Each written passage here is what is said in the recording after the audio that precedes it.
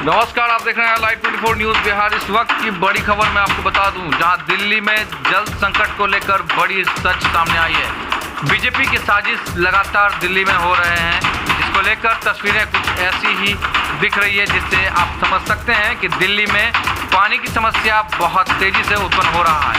भाजपा की साजिश रही है, जिसमें मेन पाइपलाइन को कई जगह छेद कर पानी को वेस्ट किया गया। बीजेपी की षड्यंत्र से ये पूरा दिल्ली में हाहाकार।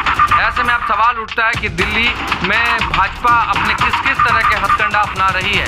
ऐसे में अब ये सवाल है कि जहां एक तरफ हरियाणा में पानी को लेकर समस्याएं सामने आ रही थी, तो वहीं टैंक से पानी जो देने वाली सप्लायर थी, उन जगहों को भी बीजेपी वालों ने षड्यंत्र के तहत रोक दिया गया है। इस चीज़ को लेकर लगातार सवाल उठ रहे हैं कि आखिर दिल्ली में जल संकट की समस्याएं उत्पन्न हो रही है। भाजपा की बड़ी साजिश सामने आई है। ऐसे में क्या केंद्र में भाजपा सरकार दिल्ली को बर्बाद करना चाहती है? हालांकि देश की राजधानी दिल्ली में अगर जल संकट की समस्याएं उत्पन्न हो रही है, तो कहीं ना कहीं सवाल है कि आखिर बीजेपी किस तरह से षड्यंत्र रच रही है। इस मामले को लेकर आम आदमी पार्टी की मंत्री ने धरना प्रदर्शन की है। वहीं आतिशा ने मीडिया से बात करते हुए उन्होंने कहा कि मेरी जो पब्लिक के प्रति एक रुझान है जो बेहतर है, मैं उस पर पूरी फोकस कर रही हूं। अगर इस पर सरकार या प्रशासन चाहे किसी भी तरह के हथकंडा अपना ले, ये बिल्कुल कतई नहीं रुकने वाला।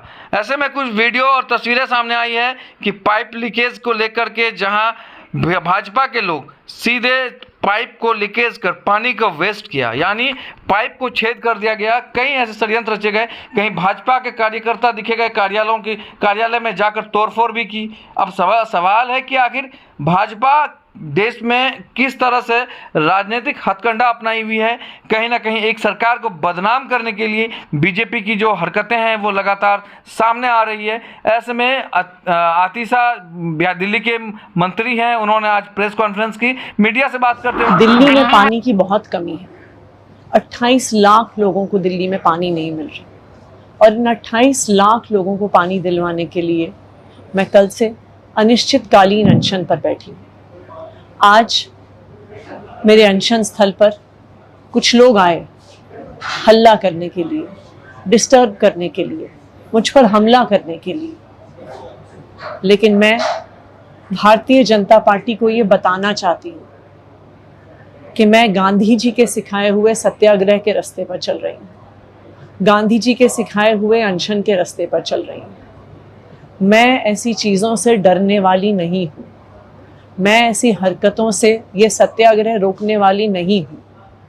जब तक 28 लाख दिल्ली वालों को उनके हक का पानी नहीं मिलेगा, तब तक ये अनशन जारी रहेगा, तब तक ये सत्याग्रह जारी रहेगा।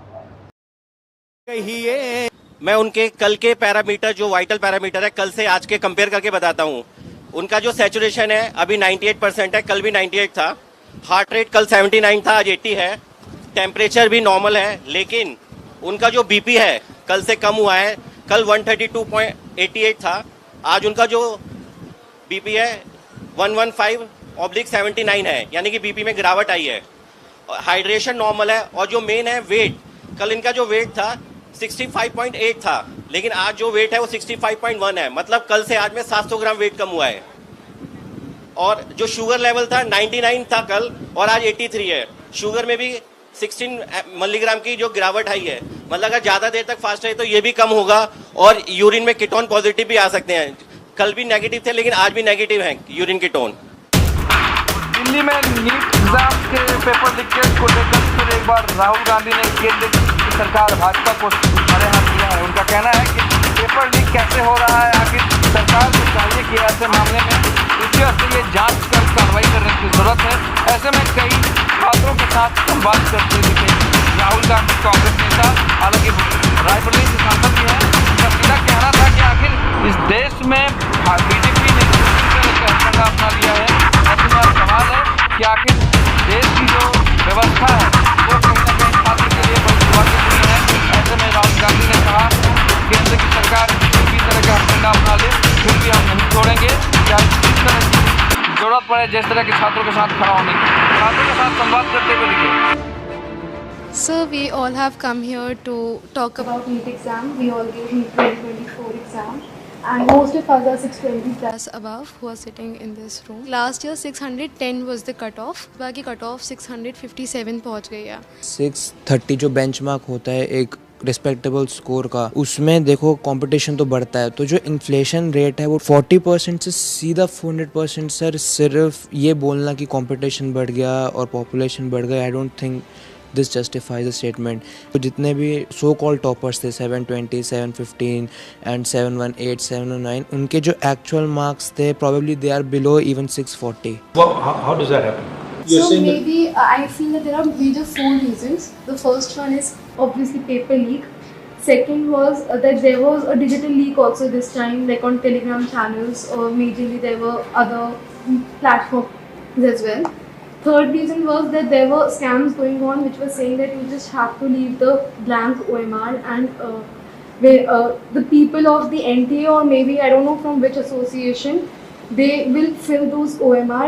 Cheating is cheating, basically. Yes, It's cheating, and the grace mark is the 4th point, which is not going to impact that much. Sir main issue जो है वो हमारा पेपर लीक है, क्योंकि सर सबसे पहले अनुराग जो स्टूडेंट्स था उसने ऑलरेडी स्टेटमेंट्स में कहा है कि एग्ज़ाम लीक हुआ है।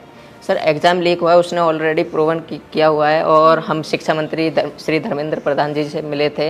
उन्होंने स्टार्टिंग में कहा था कि एनटीए में कोई ऐसा कुछ गड़बड़ी नहीं हुई है, और जहाँ पर 2 सेंटर्स पर ये चीज़ देखी गई है उनको हम अभी वहाँ पर जांच की जाएगी, और हमने मांगे रखी थी कि रीनीट होना चाहिए और सीबीआई जांच होनी चाहिए। बट उन्होंने सीधा जो आंसर दिया था वो दिया था कि सब चीज़ हम सुप्रीम कोर्ट की मानेंगे, जो सुप्रीम कोर्ट फैसला करेगा वही माने। बट सर सुप्रीम कोर्ट ने डायरेक्ट जितने भी केसेस हम PIL डाल रहे हैं लोग इस चीज़ के ऊपर, डायरेक्ट जितने भी फैसले हैं वो सारे 8 जुलाई को दिए जाएंगे। बट उससे पहले स्टूडेंट्स पर इतना स्ट्रेस बढ़ रहा है, इतना प्रेशर पड़ रहा है। सर हमारे पेरेंट्स भी इस चीज़ से दुखी हैं कि बच्चा मतलब इतने मार्क्स ला रहा है कि वो एलिजिबल है हर साल के अकॉर्डिंग। बस मेन जो डिस्टर्बेंस हुई है इस एग्ज़ाम में वो है एक तो पेपर लीक, और दूसरी जो स्टूडेंट्स जो NTA ने ग्रेस मार्क्स दिए वो तो एक छोटा सा उन्होंने ग्रेस मार्क्स दिए वो अपने पेपर लीक को छुपाने के लिए। सर इतने दिन से आपको पता है कि गर्मी कितनी है, कुछ लोग गर्मी से मर भी रहे हैं, लेकिन सर हम स्टूडेंट्स और हमारे पेरेंट्स रोड्स पर इतनी गर्मी में सर लड़ रहे हैं इंसाफ के लिए, लेकिन सर हमारे लिए कोई भी कार्रवाई नहीं कर रहे हैं, ना ही हमारे इंसाफ के लिए कोई कार्रवाई कर रहे हैं, क्योंकि सर हमारे सोशल मीडिया अकाउंट्स बैन किए जा रहे हैं, हमारी वीडियोस डिलीट की जा रही हैं। हम अपने लिए आवाज़ उठा रहे हैं, उनसे रिलेटेड जितने वीडियोस सर कोई भी गलत कंटेंट नहीं है, हम सिर्फ आवाज़ उठा रहे हैं अपने इंसाफ के लिए। उसमें सर हमारे जो सोशल मीडिया अकाउंट है या यूट्यूब अकाउंट है उनको डिलीट किया जा रहा है, बंद किया जा रहा है। 1 day of the whole year, तो वो हमारा दिन डिसाइड करेगा कि हम डॉक्टर बन रहे हैं कि नहीं। मेरा पापा नहीं है सर, डैड नहीं है, मर गया। तो मेरा मम्मी अकेली है सर मैं 2 साल ड्रॉप लिया सर। 2 साल में मेरे को स्टडी नहीं हो पा रहा सर, अच्छा से घर में प्रॉब्लम, मनी का प्रॉब्लम, लॉन्ग टर्म में पैसा बजट नहीं हो पा रहा सर। ऐसा मैं सोच के मेरा माइंड भी अब ये भी लोड हो रहा सर, मेरा ब्रेन भी, मेरा मॉम पूरे सर हम लोग नहीं हो पाता, और एक बार नहीं हो पाता सर लॉन्ग टर्म लेना को ऐसा। अगर हिंदुस्तान में बहुत सारे ऑनेस्ट लोग हैं, बहुत सारे ऑब्जेक्टिव लोग हैं, अगर ऑब्जेक्टिव लोगों को, ऑनेस्ट लोगों को आप ये काम दोगे, पेपर लीक नहीं होगा।